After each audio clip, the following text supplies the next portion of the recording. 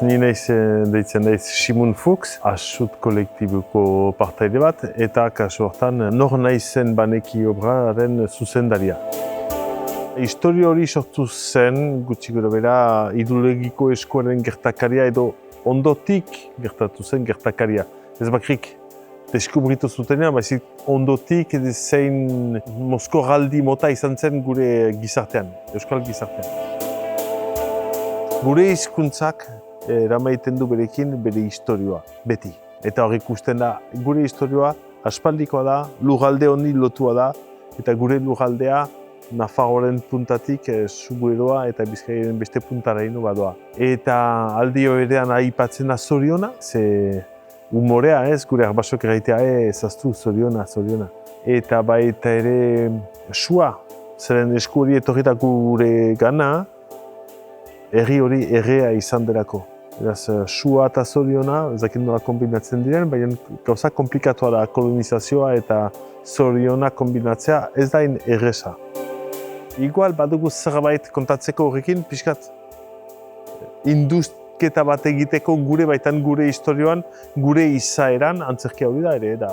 Gaitea gure harremanetan induztea eta ikustea zer dagoen horatzean zergatik hola reakzionatzen dugu, zergatik hola bizi ditugu gauzak eta zergatik baino gehiago kasik nola bizi ditugu. Goazen ikustera induztea eta agerian ezartzea lupa batekin bezala pixkat hurbiletik begiratzea hori dena.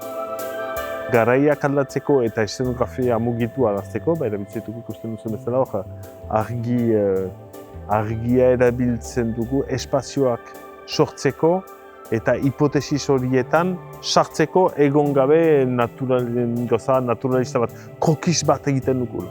Hora egiten dute, askotan magazkiak egiten dituzte, aholako zerbait izango zen, argiarekin hori egiten dugu, eta falta diren lekuak edo utxune horiek ikuslegoak betetzen ditu bere irudimenarekin. Hemen gira ensaiotan, saiakerak egiten, astetxo bat hemen, azpeitian, pixkanak hasi zelkatu eta ikusi nola ateratzen diogun zuku edo dirdira ahalik eta gehien nola egiten da hori. Ordan saiatu. Eta ordan uste dut, espazio honek eman digu jada horren aukera, egonaldiak horren aukera emaiten du, asko da.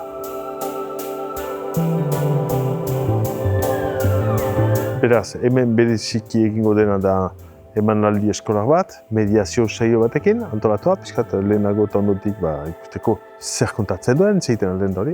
Eta gero, emanaldi irekia, ez bortxaz helduei, familiei, nahi duten guziei, ongi etorria egiten baitugu gure obra honetan.